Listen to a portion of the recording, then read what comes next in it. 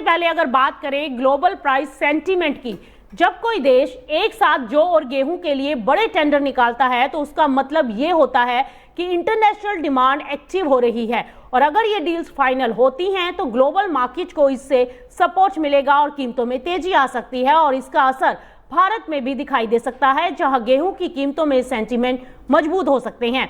और दूसरा असर एक्सपोर्ट अवसर पर पड़ सकता है।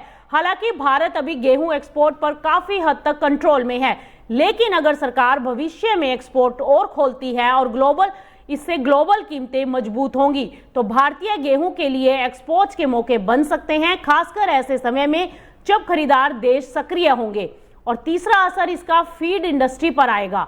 जॉर्डन का जौ टेंडर फीड ग्रेन डिमांड का संकेत है। अगर ग्लोबल स्तर पर जौ महंगा हुआ तो इसका असर भारत में भी मक्का और अन्य फीड ग्रेन की कीमतों पर आ सकता है, क्योंकि ये आपस में सब्स्टिट्यूट होते हैं। और चौथा असर सरकारी पॉलिसी और स्टॉक मैनेजमेंट पर भी आएगा।